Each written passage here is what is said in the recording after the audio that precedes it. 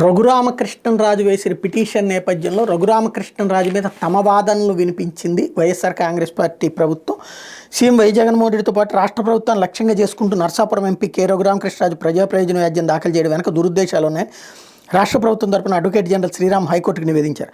ఆయన తన వ్యక్తిగత కక్షతోనే ఈ వ్యాజ్యాన్ని దాఖలు చేశారని చెప్పారు. అంతేగాక తన గురించి అనేక వాస్తవాలను తొక్కిపెట్టి ఆయన ఈ వ్యాజ్యాన్ని దాఖలు చేశారని కోర్టు దృష్టికి తెచ్చారు. రఘురామ దాఖలు చేసిన వ్యాజ్యం రిట్ పిల్ నిబంధనలకు విరుద్ధంగా ఉందన్నారు. తనపై కేసుల గురించి కనీస స్థాయిలో కూడా ఆయన ప్రస్తావించలేదన్నారు. లోక్సభ స్పీకర్ వైఎస్ఆర్సీపీ ఇచ్చిన ఫిర్యాదు గురించి జాతీయ కంపెనీ లా ప్లేట్ ట్రిబ్యునల్ ముందున్న కోర్టు దగ్గర ప్రొసీడింగ్స్ను కూడా తన వ్యాజ్యంలో పేర్కొనలేదన్నారు. పైపెచ్చి తనపై ఎలాంటి సివిల్ క్రిమినల్ కేసులు లేవంటూ డిక్లరేషన్ కూడా ఇచ్చారని ఏజీ శ్రీరామ్ ధర్మాసనం దృష్టికి తీసుకొచ్చారు. అసలు రఘురామ చట్ట నిబంధనల గురించి తెలియని అమాయకుడేం కాదన్నారు. కోర్టులో ఏం జరుగుతుందో ఆయనకు బాగా తెలుసన్నారు. అలాగే కోర్టులో జరిగే కేసుల విచారణపై వ్యాఖ్యలు చేయడం కూడా ఆయనకు తెలుసని చెప్పారు. పైగా ఆయన పార్లమెంట్ సభ్యుడని, అలాంటి వ్యక్తికి చట్ట నిబంధనల గురించి తెలియకపోవడానికి ఏముందని శ్రీరామ్ చెప్పారు.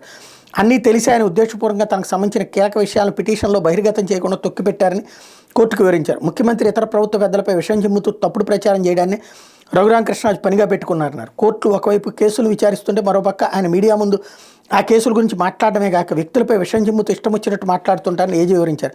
ఆయన పలు మీడియా ఛానల్తో ముఖ్యమంత్రి, రాష్ట్ర ప్రభుత్వం, ఇతర ప్రభుత్వ పెద్దల గురించి మాట్లాడిన మాటల తాలూకు వీడియోలను పరిశీలించాలని ఆయన కోర్టును కోరారు. ఆ వీడియోలను తమ కౌంటర్తో పాటు జడ్జ్ చేశామని చెప్పారు.